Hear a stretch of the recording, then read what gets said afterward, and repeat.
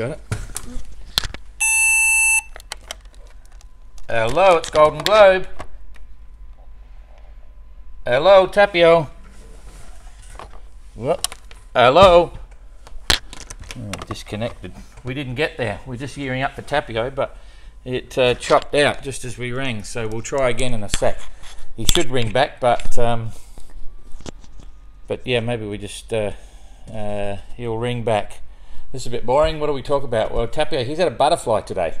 He actually had a butterfly. He's a long way from any land, but he couldn't believe it. He sent a message and said he got a butterfly flying around the boat. So that's kind of interesting. So hopefully, here he comes. I'll just try this first. Hello, it's Golden Globe. Hello, Tapio. I'm just going to turn the speaker on. Can you still hear me? Hello? Yeah, gotcha. Okay. Now we just got the speakerphone on because we're going live on Facebook, as you know.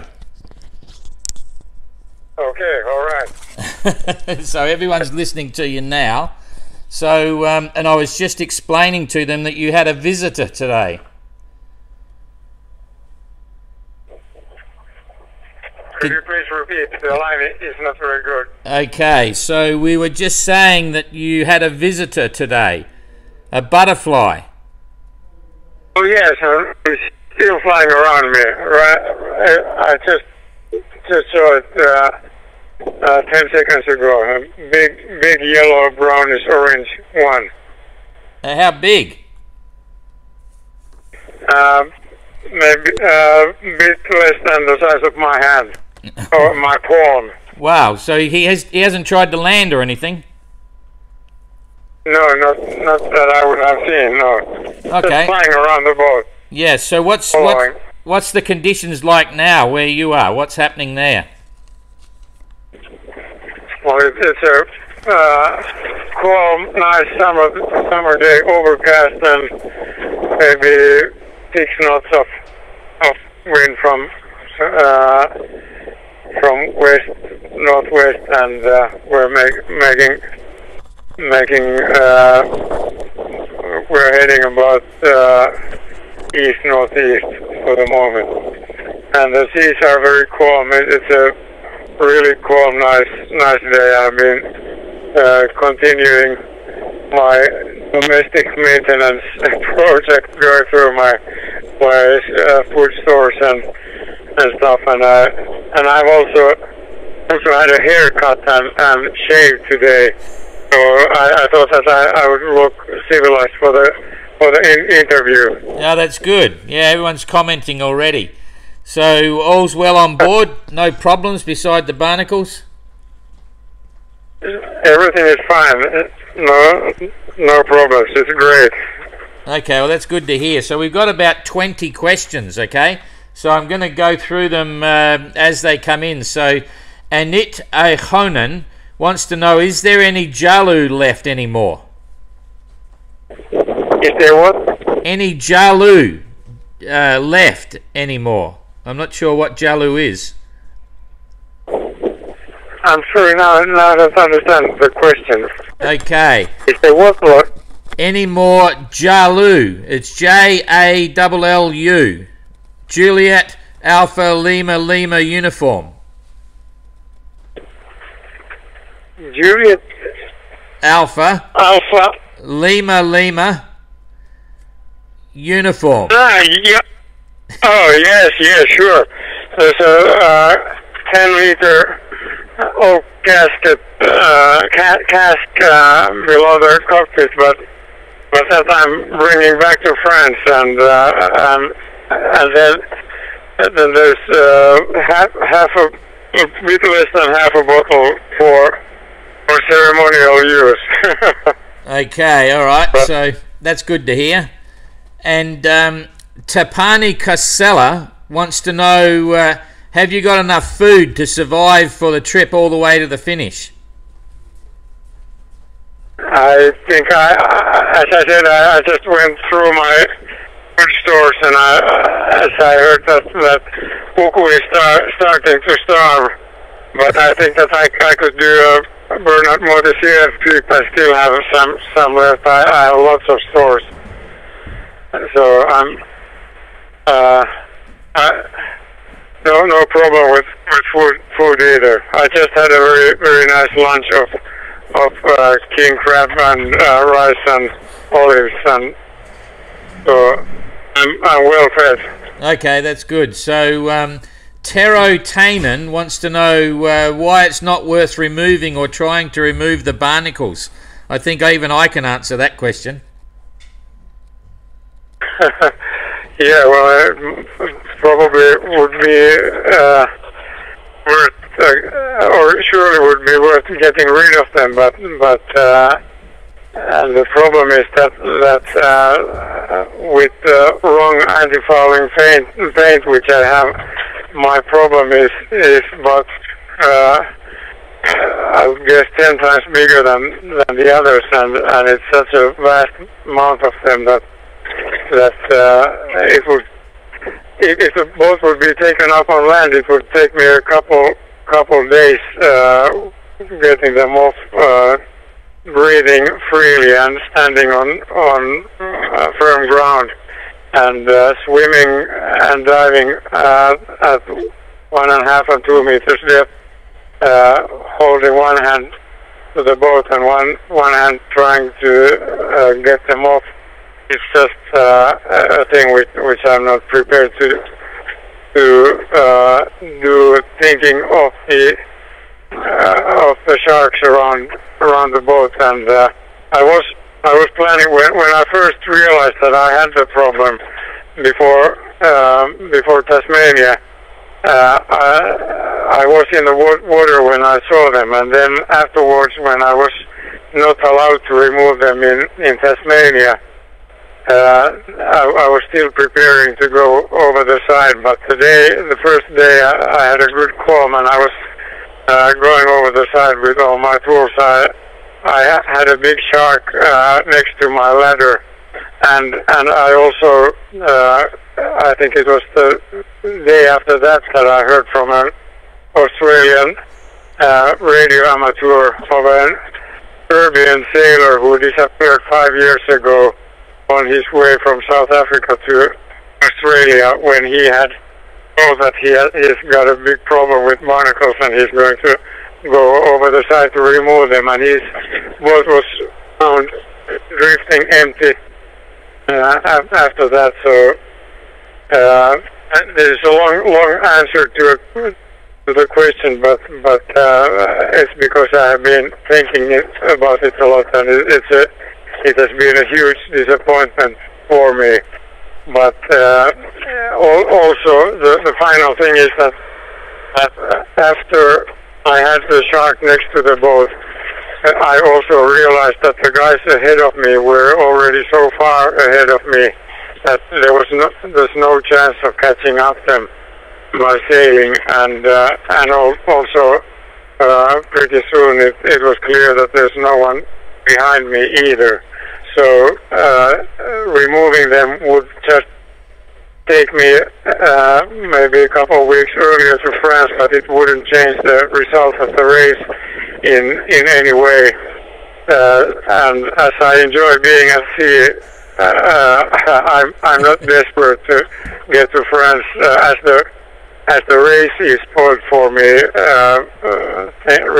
as regards to racing against other sailors.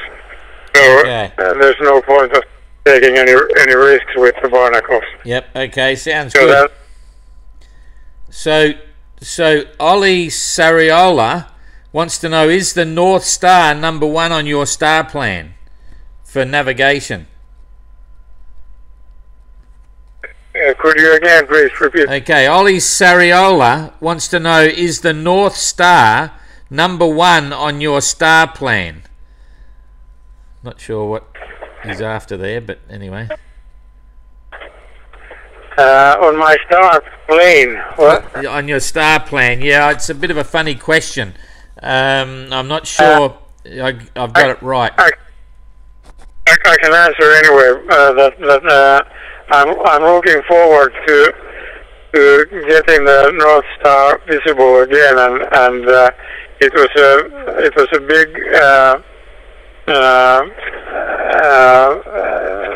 big day or big night for me when I first saw the Southern Cross, which has been leading my way for the last month. It was pointing straight towards Cape Horn for the last couple of weeks before Cape Horn, and it's still visible, but it gradually is going over to the horizon, and pretty soon I will see the North Star again, which will lead, of course, my way back to Europe and finally to Finland. Over. Okay, so we know Himo Tarvinen wants to know, have you got any dry clothes left? Yeah, I get what? Have you got any dry clothes left? Any dry clothing left?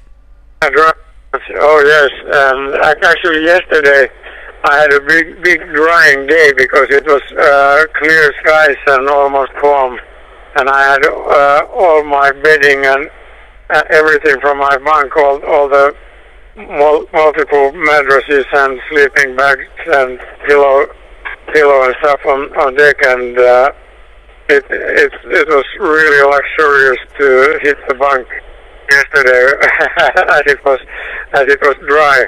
But everything is so salty that after the first dry night of sleeping, it pretty soon became damp again. So and that's the same thing with all the clothes, that as I'm not able to wash them in fresh water, they're pretty salty, and if the sun is shining, everything gets dry, but then the next instant they are damp again. Okay. Not a problem. All right. Not a problem. So I tell myself that the fish are happy and they are wet all the time, so I can be dry when I get back on land. Okay. So Adeli Katranen wants to know, when you meet the person responsible for your Mickey Mouse anti-fouling, what will you say to him? That's not public. Okay. The next question is, what would you really want to say to him?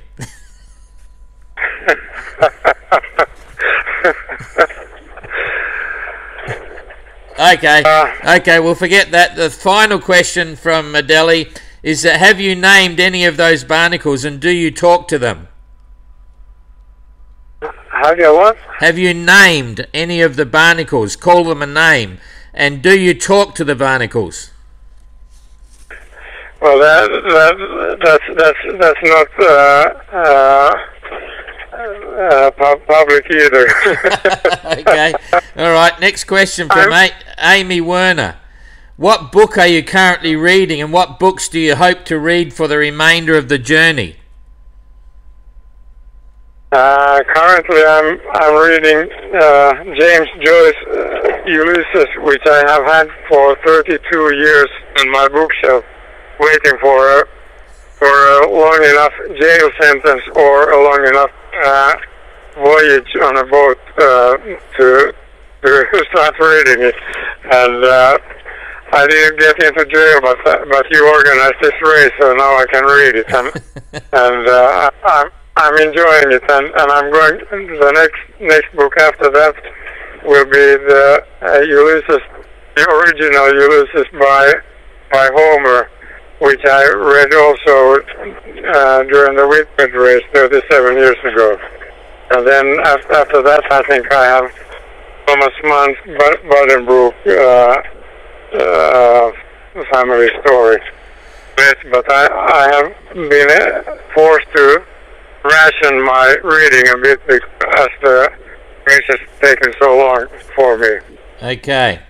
All right. So Pa Rix loves your comments on the environment, but wants to know if you'll publish a book about your adventure in the GGR.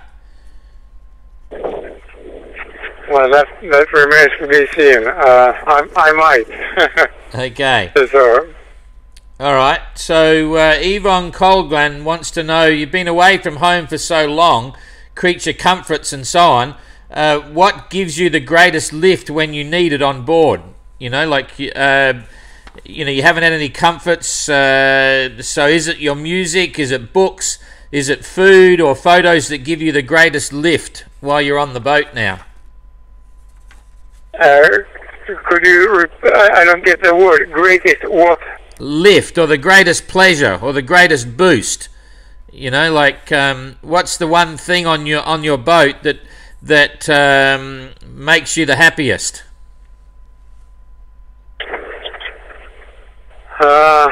That's a difficult question because I really am happy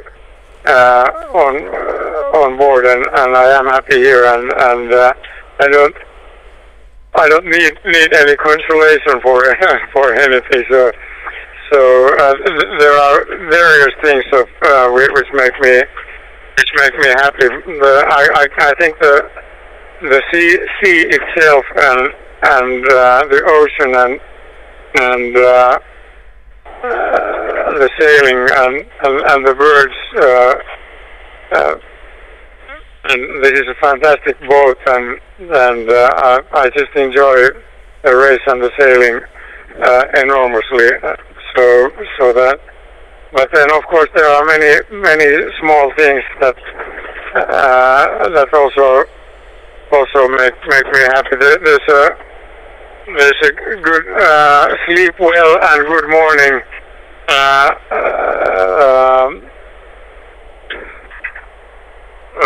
How do you say?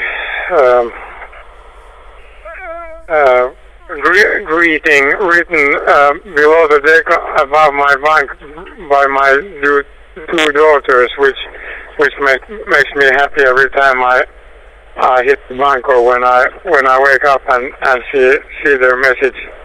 Okay. And a number of many other things. Okay. So Sandy Rafferty wants to know what's been your favourite stretch of ocean so far and why? Well, by far the Southern Ocean and as a whole. I think it's an old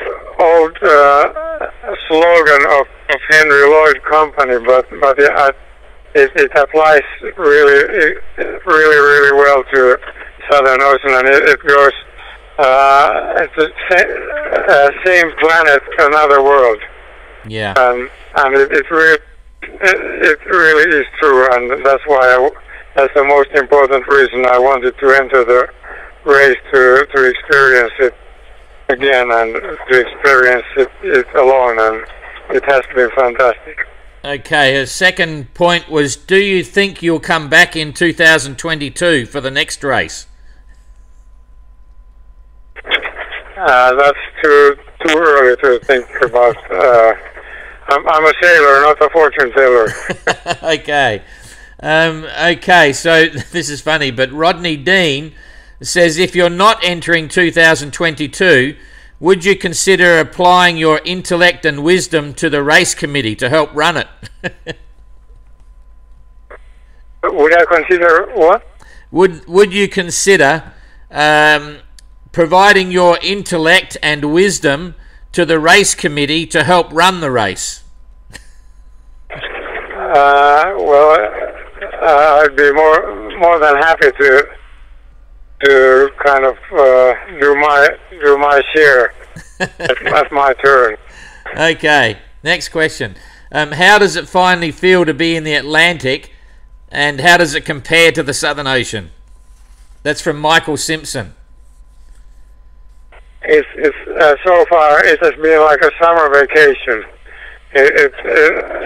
I think it applies also the other way around.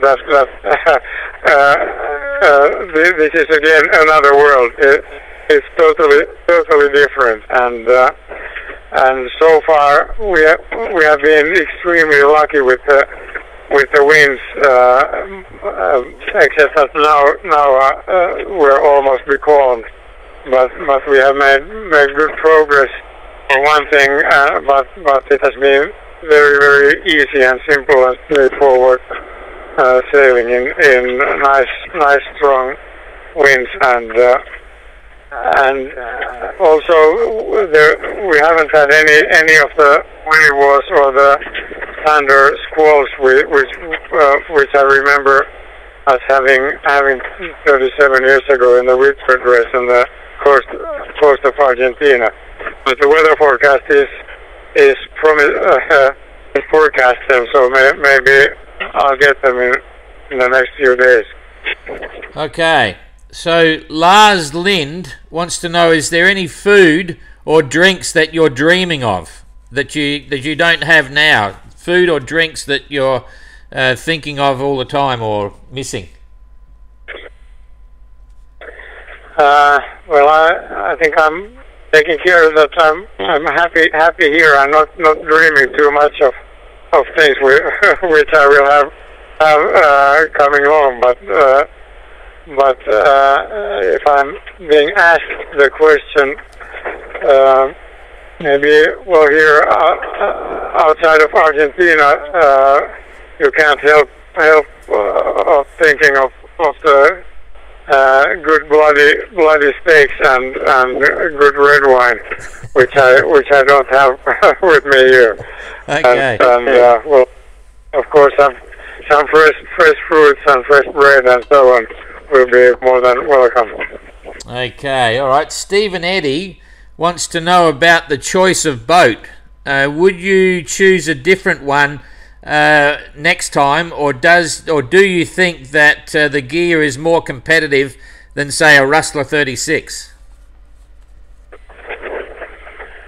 I'm very content and happy with the choice of my boat, and as I was talking with Sir Robin Knox-Johnston a couple of days ago about experiences of heavy weather, he told me that I am the only one who hasn't had a knockdown in the Southern Ocean, and I think it's due to Olin Stevens, due to Olin Stevens than to Tapio Lehtinen. It is also possible that we have been more lucky with storms and gales than the others.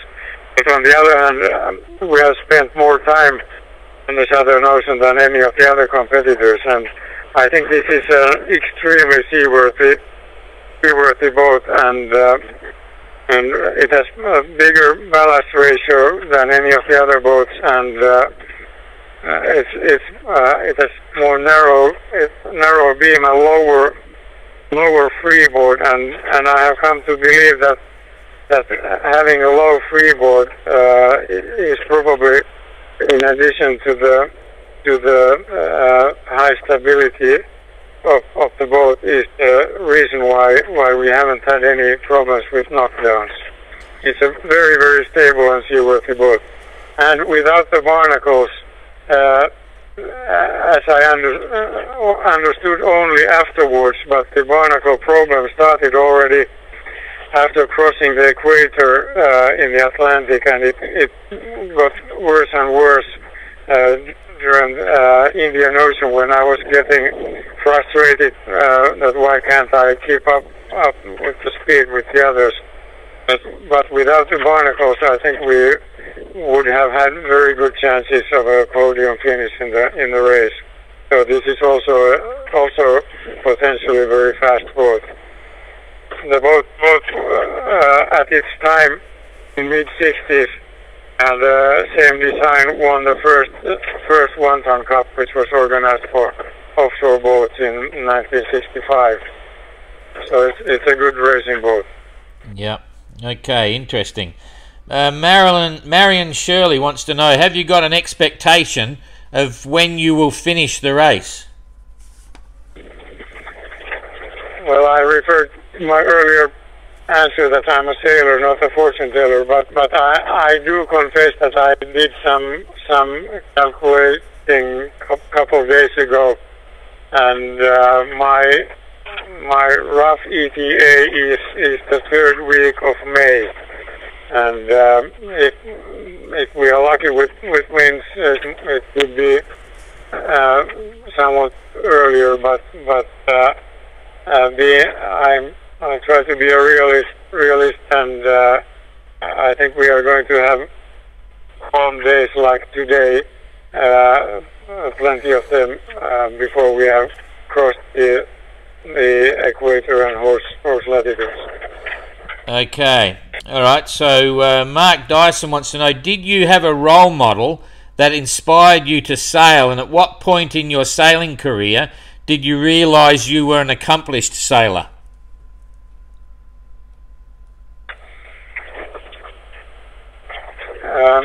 I didn't get the last part of the question, but if the question was of role model and Golden Globe race, was it so, or was it for the whole sailing career? No, just what or who was your role model that inspired you to start sailing? Start sailing. Yeah. So, my dad, my late dad, was the one who had an Optimist dinghy built for me in 1965, and he taught me to sail in the first place, and so he's the guilty one, and whom I'm very thankful for. But then on the way, well, he also subscribed to Sailing Magazine to our house 50 years ago, and I still have the copies of them stored, and I know them by heart, and by reading those as a 10-year-old, I read the articles of Sir Robin Knox Johnston, and I think I read Sir Francis Chichester's book also as a 10-year-old. And Sir Alec Rose's book was not translated into Finnish, and I didn't speak English yet then, so I just bought it for my dad and admired the pictures myself. but I have many heroes, and I have a few meters of books in my home library of around the world sailing and races. Okay. But if I would need to name one or two role models, I do have Sir Robin Knox Johnston's A World of My Own and Bernard Montessier's The Long Way on Board, and I had read them a couple of times before the race, and I think during the race I have read them 2 or 3 times again as I have progressed in the race, and both those 2 guys are my big heroes, and I'm very much aware that however much you have tried to recreate the race 50 years ago, that it's not possible, that it is much easier for us than it was for the ones who were doing it 50 years ago. Yeah. And still going even a bit further back, my big heroes are also the sailors who were sailing in the square riggers in the grain race around the world each year, rounding the Cape Horn as part of their profession, and that race was the one which originally inspired these round the world races for yachts, and that's also a thing which I think we can't compare. Whenever I have felt miserable, I don't, and that's not very often, but if I just think a minute about the guys who were sailing on the square riggers or the guys doing the first race, I feel very privileged on this boat with all modern equipment, and John McIntyre calling us every time there's a bad-looking storm approaching and giving a warning. Okay, so 2 more questions. One from Malcolm Collins. How do you like your wind pilot, wind vane? It's a very, very good piece of equipment, and it's a rugged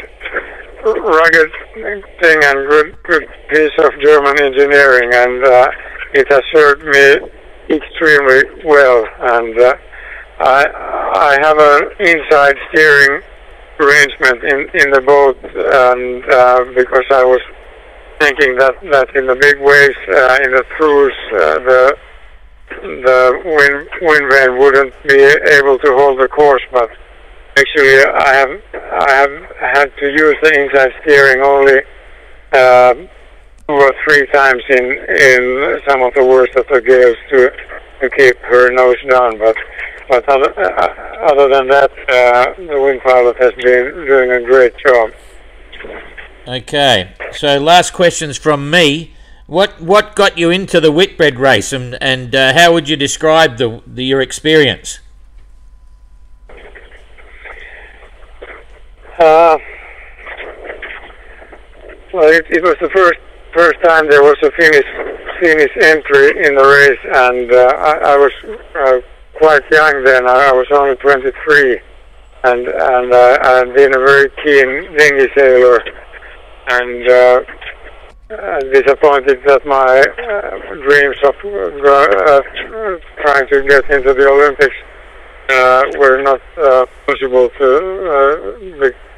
before the times of sponsoring, and so I had been doing quite a lot of offshore racing after my dinghy career in the Baltic area.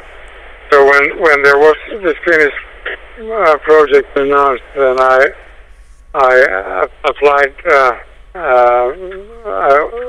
for it and was picked out as one of the crew. I think there were a couple hundred sailors who were being interviewed, and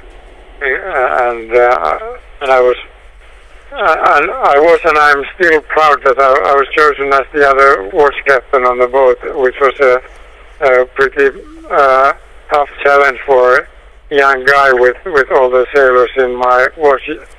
Well, except one, but most of them were older and more experienced than I was, and but it was great, and and I at that time I was also dreaming of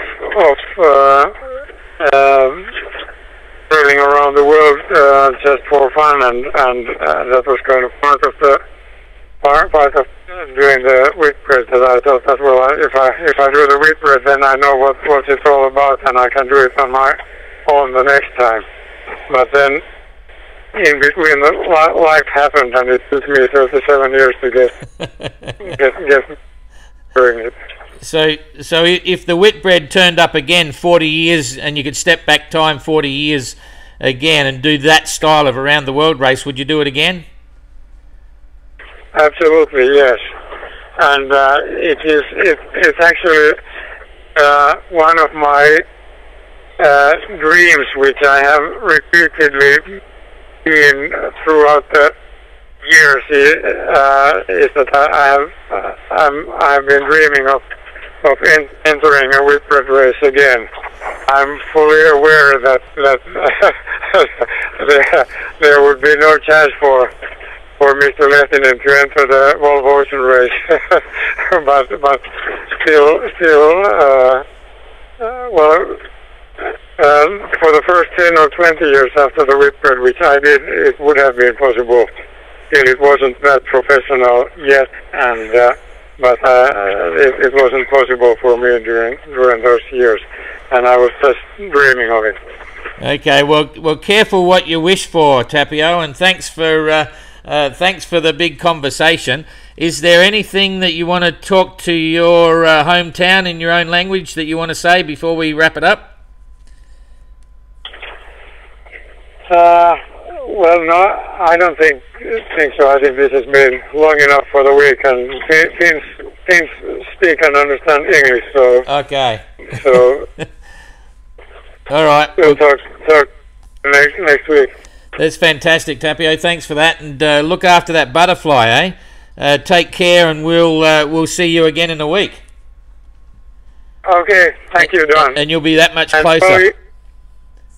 if one more thing needs to be said, and if there's an audience listening, I just want to thank you once again, Don, for organizing the race together with your wife Jane and Sir Robin Knox Johnston and Carlos van der Hede and Yannick Moreau for the Salvador. I think it's absolutely fantastic and great thing that you have recreated this event, and I sincerely hope that there will be many more sailors doing it in the coming editions of the race. Yeah, there's a lot of interest, Tapio. We've got a lot of people signing up for 2022 already. So, but don't worry, we'll keep a spot for you and keep dreaming about the Whitbread race, eh? All right. Okay.